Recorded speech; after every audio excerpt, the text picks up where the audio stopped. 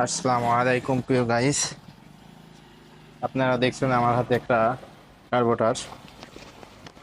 এই কার্বোটারটা এক ভাই তার বাড়িতে নিয়ে তার গাড়ি স্টার্ট হচ্ছিল না, এই জন্য আমাদের কাছে খুলে পাঠিয়েছে। আর কালকে শুক্রবার হয়, এই ভাই আমার কাছে কমসে কম 15-20 বার ফোন দিছে যে ভাই আমার গাড়িটা স্টার্ট হচ্ছে না। কার্বোটার ডেড নাট খুলে দেখছি তেল আসছে না কার্বোটারের ডেড নাট দিয়ে। তাই আমরা তার কার্বোরেটরটা খুলে দেখবো যে কার্বোরেটরের সমস্যা কি। আমার কাছে একটা স্টার স্ক্রুড্রাইভার দেখছেন, দেখি খুলে যে কি হয়েছে তার কার্বোরেটরে, যে তেল আসছে না কি জন্যে। এখানে দেখাচ্ছি খুলে। ভাইকে আমি অনেক বুদ্ধি দিচ্ছি কিন্তু ভাই কোনো মতেই গাড়িটা স্টার্ট করতে পারিনি।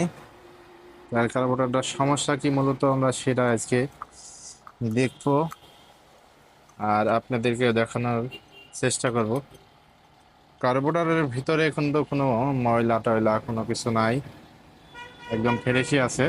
তারপরেও তার কার্বোরেটর তেল নামছে না। এই যে একটা জিনিস দেখেন, আপনাদেরকে দেখায়, এই যে পুলট পিনটা আর আপ ডাউন করছে না। এই যে আপ ডাউন না করার কারণে তার কার্বোরেটরে কিন্তু মূলত তেল আসছে না। দেখেন, এই যে পুলট পিনটা কিন্তু, এই যে পুলট পিনের জায়গায় কিন্তু আটকে গেছে দর্শক। এই যে বাড়াচ্ছে না, হ্যাঁ এই যে আপনার বার করে নিছি এখানের ভিতরটা। ভাইয়ের মূলত সমস্যা হচ্ছে তার পুলট পিনটা কার্বোরেটরের ঠিক এই জায়গাতে আটকে গেছে। আটকে যার কারণে এটা কার্বোরেটরটার তেল আসছে না। তাই আমরা এখন কার্বোরেটরটা সুন্দরভাবে ওয়াশ করে দেব। ওয়াশ করার পরে আমরা তার বাসায় যায় কার্বোরেটরটা লাগিয়ে আসবো, যেহেতু সে আমাদের কাছে কাস্টমার।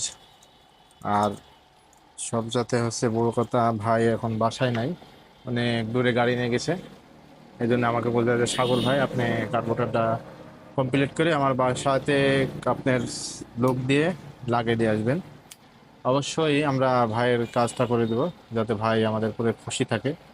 আর আমাদের উপর খুশি আছে বলে ভাই নিজ হাতে কষ্ট করে কার্বোরেটরটা খুলে আমাদের কাছে পাঠিয়েছে তার লোক দিয়ে। যদি আমরা না করে দিই তাহলে কিন্তু ভাই অনেক কষ্ট পাবে। আমরা সুন্দরভাবে ক্লিন করে তারপরে ভাইয়ের কার্বোরেটরটা ভাইয়ের বাসায় লাগিয়ে দিয়ে আসবো।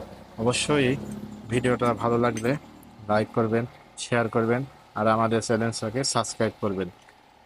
আসসালামু আলাইকুম।